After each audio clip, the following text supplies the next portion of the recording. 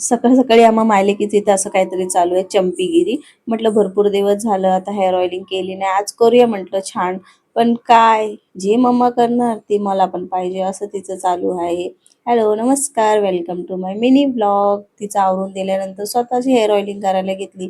आणि ते बिनबुलाही मेहमान जसे येतात ना, तसं प्रेग्नेन्सीमध्ये हेअरफॉल आणि डॅन्ड्रफ येणार नाही असं कधी होणार नाही. आता ही डिलिव्हरी होईपर्यंत चालूच राहणार आहे. त्याच्यानंतर तुम्ही हेअर ऑइलिंग करा, नाही तर तुम्ही तिकडे आजारी पडा. बाईला घरातली कामं काही चुकणार नाहीयेत, बरोबर. म्हणून आता हा जो एवढासा पसारा दिसतो ना, तो दिसताना दिसतो एवढासा, पण आवरायला गेलं ना की 50 वेळा किती वैताग येतो ना ते आम्हालाच माहिती आहे.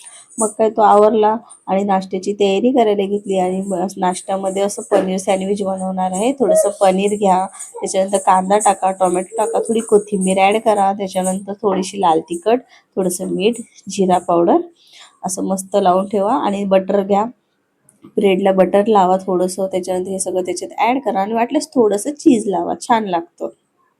मला वाटलं चिमू खाणार नाही, पण तिला आवडलं, पण तिने दुसऱ्यांदा बनवायला लावलं मला परत. आणि ते मम्मीकडे आहे ना छान इक्विटी असल्यामुळे आहे ना जर पटापट निघत होते.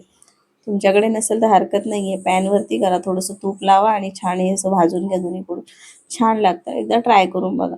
त्याच्यानंतर आंघोळीची तयारी करायला घेतली. पाणी काढूस तर मॅडमला दम नाही आहे, आधी सगळ्यात आधी बाथरूममध्ये जाऊन बसले, जसे की स्वतः आंघोळ करणार आहे.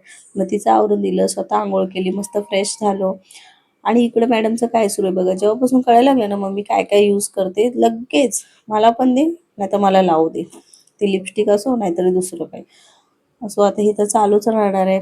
आणि दुपारी असं मस्तपैकी जेवण केलं, धपाटे, दही, राईस, थोडीशी चटणी आणि थोडा आराम केला. आणि इव्हनिंगला बघा इथं काय चालू आहे, रोजची सेवा आहे आमच्या मॅडमची.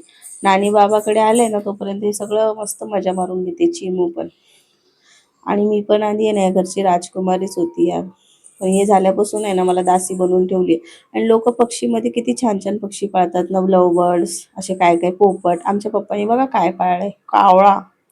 रोज त्याला खायला देतात रोज, मग तो रोज आठवणी येऊन बसतो. चला भेटू नेक्स्ट.